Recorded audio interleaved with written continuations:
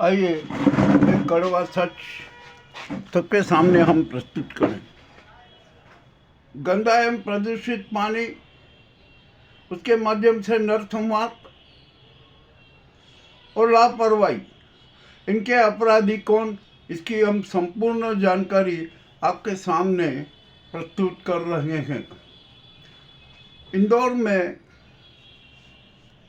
भागीरथपुरा में वहाँ पर 200 गलियाँ और वहाँ पर गंदा पानी लंबे समय से जनता को मिलता रहा, वो पीती रही और बीमार होती। अभी ताज़ा आंकड़ों के हिसाब से 17 मौतें हुई है। 18 लोग आईसीयू में भर्ती हैं, वो भी जिंदगी से जूझ रहे हैं और भगवान ईश्वर करे कि वो सभी स्वस्थ हो जाए। अब मामला बड़ा विचित्र हो गया। इस पर कोहराम खूब मचा हुआ।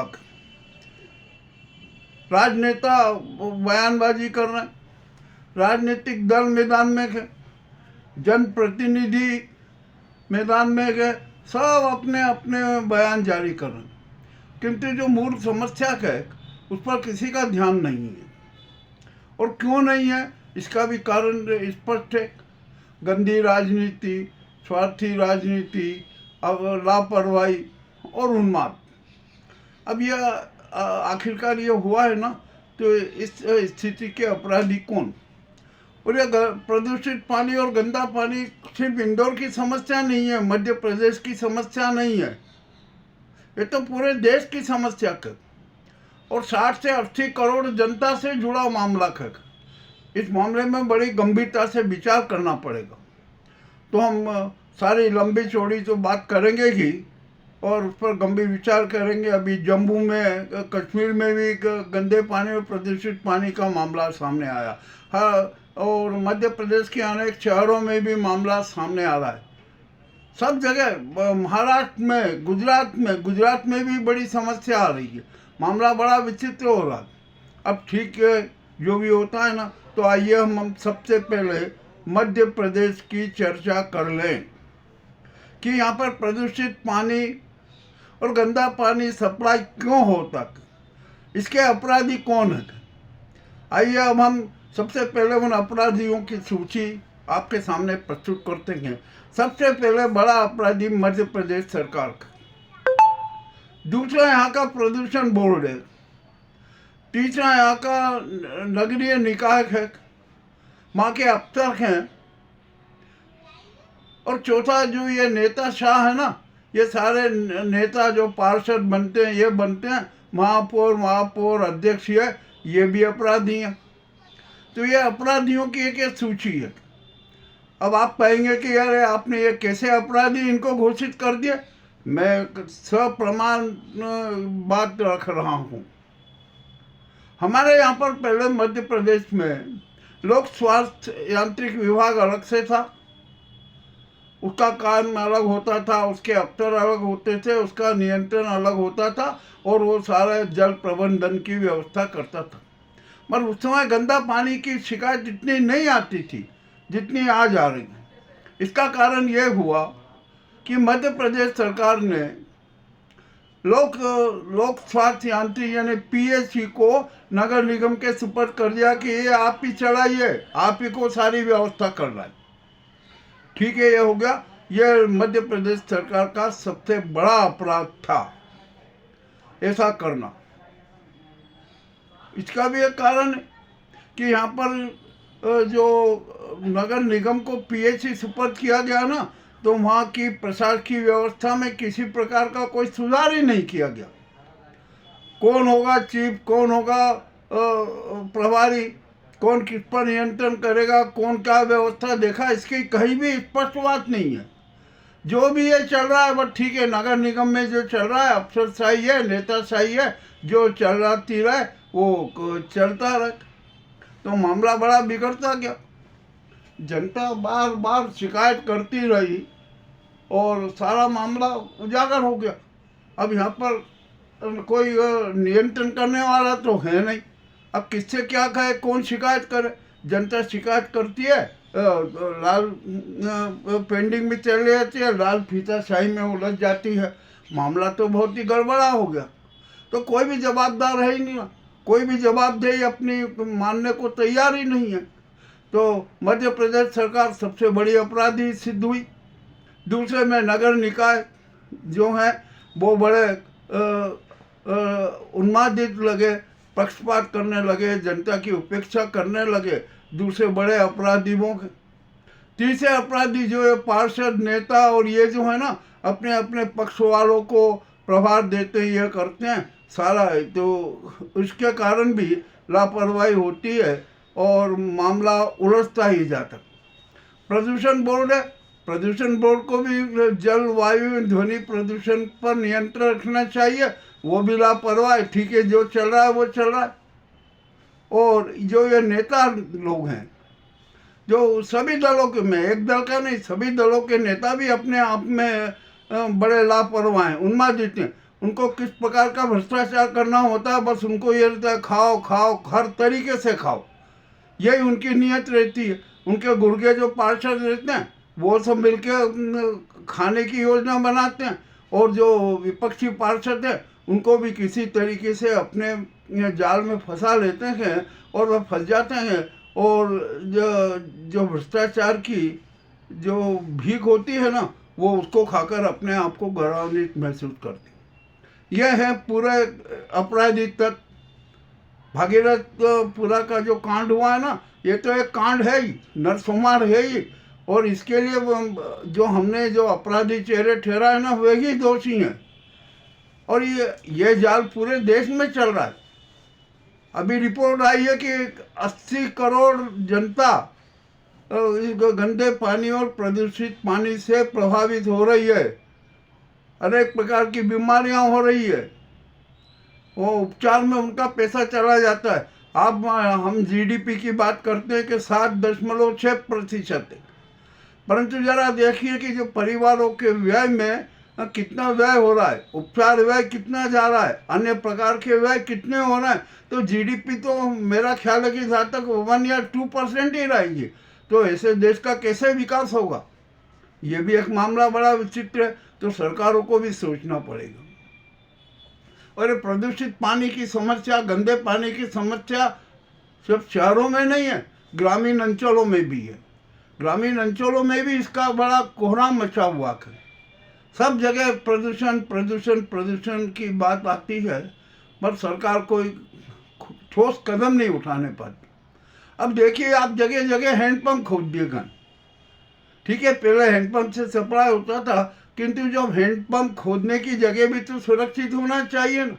जहाँ पर गटरों के पार कितने हैंडपंप खुदे हुए, यही नहीं उज्जैन में है, इंदौर में है, देवास में है, शाजापुर में, अनेक स्थानों पर है, और गटरों का पानी वो जा रहा। हैंडपंप में भी तो गटरों का पानी और प्रदूषित पानी निकल रहा।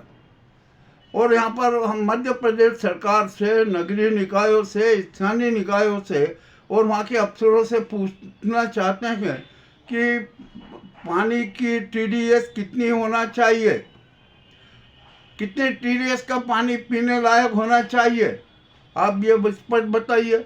80 से 100 टीडीएस तक का पानी तो पीने के लिए उपयोग में किया जा सकता है, किंतु जहाँ पर 100 से ऊपर टीडीएस का पानी पीने लायक नहीं होता, यह भी स्पष्ट है। अब कौन जांच करता है, कौन वहाँ पर प्रतिदिन रिपोर्ट देता है कि आज हम जो सप्लाई कर रहे हैं उस पानी की टीडीएस इतनी है, कोई कहीं कुछ नहीं होता। ये नहीं, लापरवाही है। जनता को जानवर समझ लो, उनको पानी पिला दो, चाहे जैसा पानी पिला दो, प्रदूषित पानी पिला दो, जहरीला पानी पिला दो, सब कुछ है। अब आइए हम नर्मदा के पानी की बात करते हैं। कल ही इंदौर में टैंकर से नर्मदा का पानी सप्लाई हुआ। जब वहाँ जिन टैंकरों से सप्लाई हुआ उनकी तो हालत बड़ी विचित्र, अजीबोगरीब रही। जंग लगी हुई, अंदर कीचड़ है, काई जमी हुई, उसी में पानी से नर्मदा का पानी लाए। और जब नर्मदा का पानी वहाँ बाल्टियों में भरा गया तो हल्के पीले रंग का रहा, और उसकी जब सूक्ष्मता से जांच की गई तो उसकी टीडीएस 202 निकली। यानी नर्मदा का पानी आप पीने के उपयोग में भेज रहे हो वो भी पीने लायक नहीं है। आपके टैंकरों पे भी लिखा है कि पानी पीने लायक नहीं है, और आप उसी से सप्लाई करो। जनता में आक्रोश आया, जनता ने वो पानी फेंक दिया। अब जनता से पूछा गया कि जब आप ये पानी नहीं मिलेगा तो आप करोगे क्या? उन्होंने कहा अब हम कहीं आर ओ वाटर का देखेंगे, खरीद के लाएंगे पानी और पीने के उपयोग में लेंगे। तो हर घर में तो आर ओ प्लांट लग नहीं सकता। और जो यहाँ पर ये पानी का बेचने का धंधा कर रहे हैं ना, टैंकर वाले, ये आर ओ वाले जो बेचते हैं दुकानों पे, टंकियों में, वहाँ छोटी छोटी टंकियों में पानी नजर आता है, उसकी भी तो जांच होना चाहिए ना। उसकी टीडीएस कितनी है जरा इसकी भी जांच को, कोई जांच नहीं होती है, बस पानी बेचने का गोरख धंधा चल रहा है। हमने जो है अपराधियों के चेहरे आपके सामने रखे हैं ना, इनको सजा मिलनी चाहिए। अब क्या होगा, आइए मध्य प्रदेश की हम सरकार के, हम मध्य प्रदेश सरकार से कहना चाहते हैं कि आप विधानसभा का विशेष सत्र बुलाइए, उसमें सिर्फ पानी पानी और पानी पर ही चर्चा, उसकी व्यवस्था पर ही चर्चा को, तभी तो व्यवस्था सुधरेगी। और पीएचई को फिर से स्वतंत्र इकाई के रूप में, स्वतंत्र विभाग के रूप में कार्य करने का अधिकार देना ही पड़ेगा, तभी पेयजल व्यवस्था में सुधार होगा, अन्यथा नहीं होगा। नगरीय निकाय के जो अफसर है वे किस प्रकार की सुविधा नहीं दे सकते, उस अच्छे पानी, स्वस्थ पानी की व्यवस्था नहीं कर सकते। यह बिल्कुल स्पष्ट है, कोई छिपी बात नहीं है। तो हमने जो आज जो बड़ी स्टडी की हमने, और अपने भोपाल के एक्सपर्ट साथी से भी पूछा, तो उन्होंने भी यही बताया कि आप तो ये समाचार चला दीजिए, कोई इसमें दिक्कत नहीं है। ये तो सरकार की पोल नज़र आएगी, नगर निगम की पोल नज़र आएगी, स्थानीय निकायों की पोल नज़र आएगी। अब आइए हम जरा उज्जैन की बात करें। उज्जैन में यहाँ पर दोहरी पाइपलाइन है, एक छोटी पाइपलाइन है, एक बड़ी पाइपलाइन है, और वो कब डाली गई थी किसी को नहीं पता, नगर निगम को पता नहीं, पीएचई को पता नहीं कब डाली गई थी, और उनकी वस्तु स्थिति क्या है ये भी किसी को पता नहीं। और जो पाइपलाइन डली हुई है वहाँ पर उसमें कितने लीकेज हैं, कितना गंदा पानी है, कितने कनेक्शन दिए गए हैं, उन कनेक्शन के मार्फत भी प्रदूषित पानी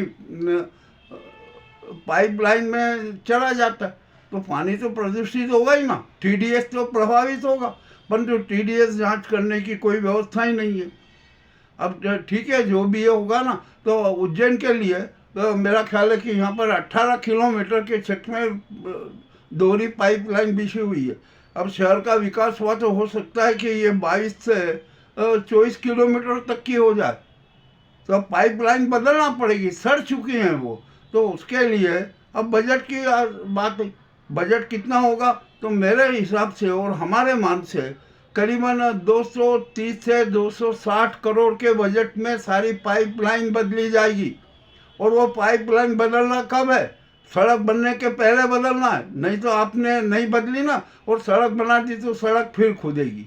और जो सीवरेज लाइन की डल रही है ना, वो सीवरेज लाइन है ना, जो वह पाइपलाइन है, पेयजल पाइपलाइन, उसके नीचे होना चाहिए, किंतु जो सीवरेज का टेंडर है उसमें कहीं ऐसी शर्त नहीं है, टाटा ने अपनी मर्जी से जो जैसा चाहे वैसा कर दिया।